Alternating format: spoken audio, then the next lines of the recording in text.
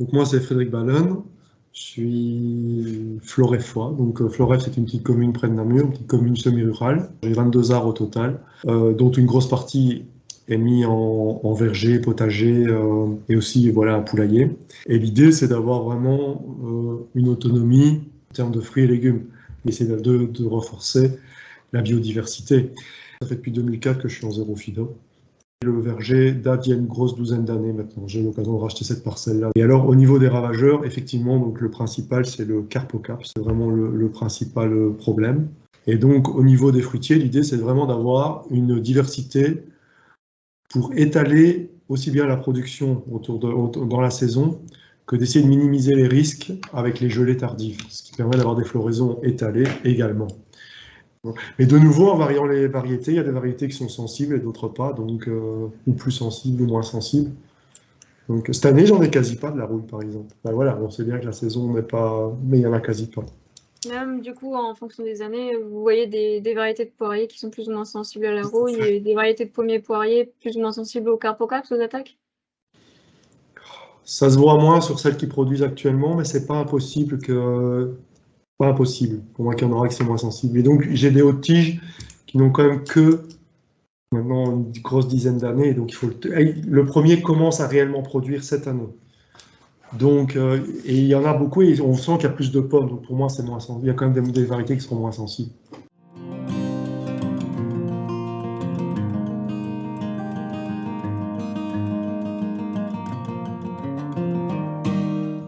J'ai une haie au nord, qui est une haie mixte avec toute une série de variétés. Il y a du cornouiller, de l'aubépine, du charme, de l'érable champêtre, de l'églantier. L'idée, voilà, c'était vraiment d'avoir une grande diversité dans la haie pour éviter une monoculture. Ce qui évite également parfois des problèmes également. Si on a une maladie qui s'installe, bah, au moins il y a une petite partie qui éventuellement a des problèmes et tout le reste reprend le dessus et continue à avancer.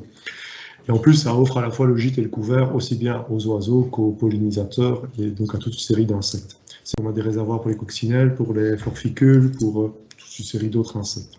Elle est semi-libre parce que je la taille une fois par an. Et à côté de ça, bah, ça sert quand même très très fort pour les oiseaux. On a énormément d'oiseaux qui restent dans ces haies. Et comme j'ai dit, bah, voilà, comme il y a une diversité dans les plantes, bah, on a des graines, enfin des fruits qui apparaissent à certains moments, on a des fleurs. Donc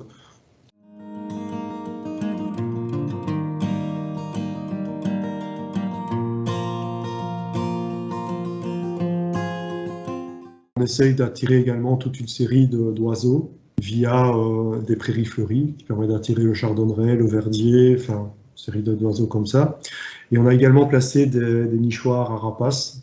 L'avantage des espaliers, c'est qu'il faut mettre des piquets, donc au-dessus, on a mis des nichoirs à rapaces. Alors, au niveau de la biodiversité effectivement fonctionnelle, on a dit qu'il y a différents éléments. Si on commence par les nichoirs, pour le moment, on a des nichoirs à la fois ouverts et fermés, donc on a des nichoirs à mésanges, avec différents diamètres d'ouverture pour attirer aussi bien la mésange bleue que les petites mésanges et les plus grosses mésanges. Et on a également installé des nichoirs semi-ouverts, plutôt pour attirer d'autres espèces. Alors, ils ne sont pas tous occupés, mais le principe, c'est de le mettre.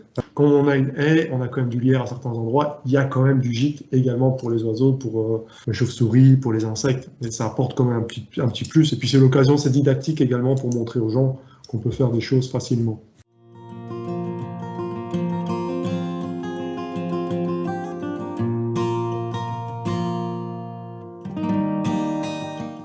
Au niveau de la prairie fleurie, ben ça j'en ai depuis quasi le début aussi. Donc si je peux tendre le minimum, ça m'arrange bien.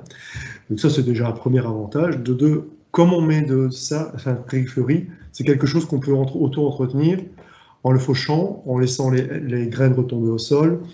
À côté de ça, ça attire à la fois des pollinisateurs. Donc on a beaucoup d'abeilles solitaires, on a beaucoup de bourdons qui sont dans le jardin, beaucoup de guêpes. Et la prairie fleurie sert également énormément au chardonneret pour venir piquer des graines. Donc, voilà. Et donc ces prairies fleuries, moi je les fauche une fois par an.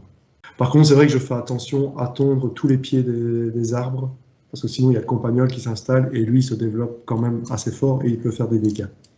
Donc là, je tonds à proximité. Et rien que le bruit permet également d'embêter aussi les campagnols pour les éviter. On a également une mare. Et donc la mare est en sortie de lagunage, puisqu'on est en épuration individuelle chez nous. On a les oiseaux qui viennent boire, on a les abeilles qui vont dans la mare chercher de l'eau, on a les batraciens. principalement des tritons. Les mésanges, le frelon, enfin la guêpe, c'est tous des alliés, quoi. Ils vont peut-être pas attaquer nécessairement le carpocave, mais ils peuvent attaquer les chenilles. Donc, j'ai jamais eu de gros problèmes de chenilles, par exemple. Je pense que carpocave, c'est peut-être pas l'exemple plus typé pour la mésange.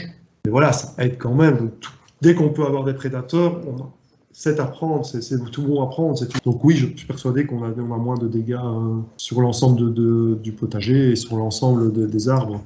Donc, je suis persuadé que c'est cet équilibre qui participe à l'ensemble. Le changement climatique est quand même compliqué pour le moment de savoir un peu vers où aller. C'est ça que je pense qu'il faut de la diversité et faire autrement et tester.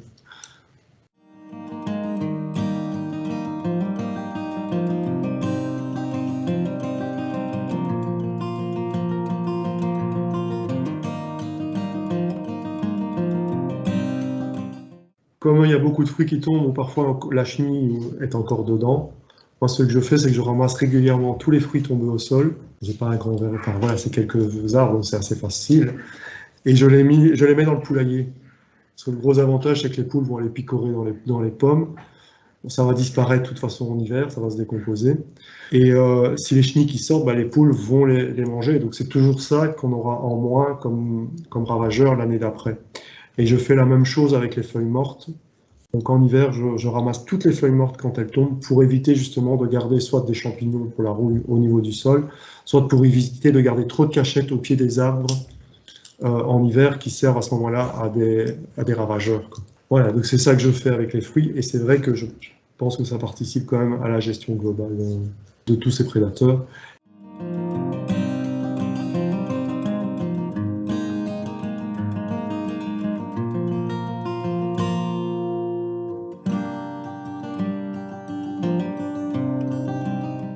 Les pièges, cette année, vous en avez mis 6?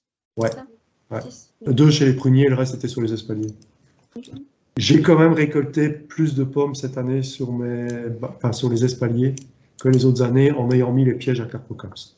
Alors les prunes, donc il y avait j'étais voir donc régulièrement, comme vous l'avez dit, et effectivement il y a plein de carpocaps qui étaient repris, quoi. Mais je trouve que voilà, on en a quand même plus moins qui sont attaqués par le carpocaps. Donc ça a quand même son effet. Et la Sainte-Catherine, oui, il y en a quand même moins. Mais par contre, ça me convainc de multiplier les pièges l'année prochaine. Je vais en racheter et refaire, quoi. Sur les pommes, j'en avais pas mis parce que l'arbre, les autres années, avait du mal à produire. Mais c'est vrai que je ne mets pas un piège pour les jeunes arbres parce que s'il y a 4-5 pommes dessus, ça ne sert à rien, quoi. Donc voilà, donc moi, les phéromones, c'est vraiment quelque chose que je suis convaincu, quoi. C'est une technique qui vous a satisfait et vous pensez l'année prochaine augmenter le nombre de pièges, quoi. Oui, tout à fait. D'ailleurs, ce serait pas mal que les jardineries se mettent à vendre du gros également et pas le piège individuel qu'on a. Les phéromones, vous les aviez, c'était toutes les 6 semaines, quelque chose comme ça? Oui, j'ai fait un changement au bout de 6 semaines et puis voilà, ici ils ont été retirés. En place de quand à quand les pièges? Ils ont été mis en place de début mai, fin avril, début mai.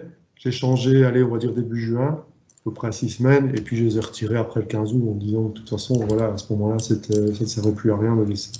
J'allais voir très régulièrement, peut-être pas tous les 2-3 jours, mais au moins tous les week-ends, j'allais voir ce qu'il y avait dedans. Franchement, les collants étaient couverts d'insectes.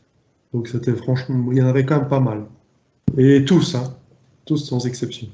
Ça me convainc de rajouter des pièges éventuellement à d'autres endroits, de se dire, voilà, comme ça on diminue la population. Si la production augmente, autant piéger directement. Faut essayer d'avoir un équilibre.